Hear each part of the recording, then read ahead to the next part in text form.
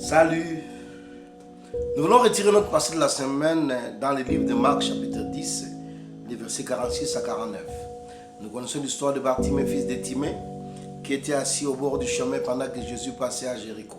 Mais la Bible dit que quand il a entendu que c'était Jésus de Nazareth qui passait, il cria: Jésus, fils de David, aie pitié de moi.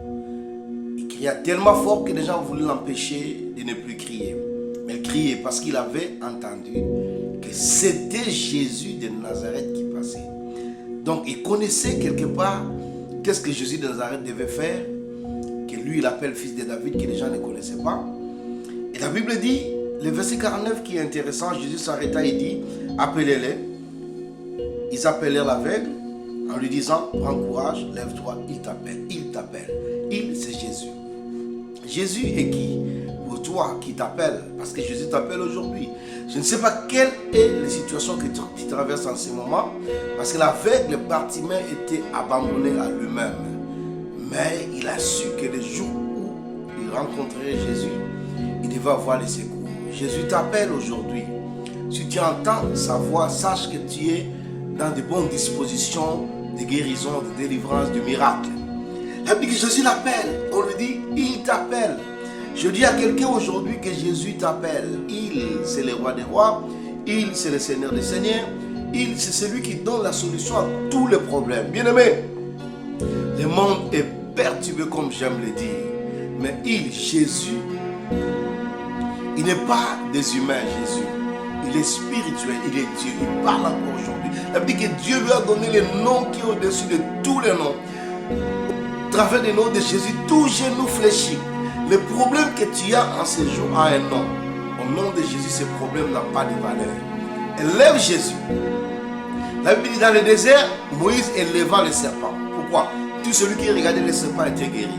Alors la Bible dit, Jésus dit, quand le Fils de l'homme sera élevé, il va attirer tous les hommes vers lui. Bien-aimé, élève Jésus dans ta vie. Plus tu vas élever Jésus, plus sa gloire descendra vers toi. N'élève pas tes problèmes, n'élève pas tes situations. Élève Jésus dans ta prière, élève Jésus dans la louange, dans l'adoration, élève Jésus dans tes offrandes, élève Jésus dans ta manière de faire les choses. Plus il sera élevé, plus tu verras sa gloire. Il a dit, quand le Fils de l'homme sera élevé, Bartimée l'a élevé. Il a crié: fils de David. Il savait qu'est-ce que le fils de David pouvait faire dans la vie de quelqu'un. La miséricorde. Aujourd'hui encore, je t'encourage en cette semaine d'élever Jésus. Dans ta vie, dans ta famille, dans tes affaires. Quelles qu'en soient les situations que tu traverses, élève Jésus. Plus tu vas l'élever, plus il s'approchera de toi. Plus il va t'entendre. Il, Jésus, ne change point. Ça veut dire qu'il est le même hier, aujourd'hui, éternellement. Les hommes peuvent t'abandonner, lui ne t'abandonnera point. Il a dit: je ne te délaisserai point.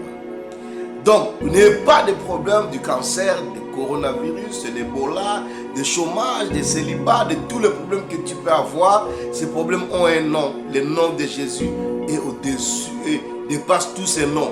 Et grâce tous ces noms. Donc, lève-toi cette semaine. Ne laisse pas courber, ne reste pas couché, ne reste pas dans le désespoir, ne reste pas dans la dépression. Parce que je t'ai dit aujourd'hui, il t'appelle. C'est il-là, c'est Jésus. Il est avec toi, il ne t'abandonnera point, il ne te délaissera point. Sois béni, et cette semaine encore, sois béni pour toi.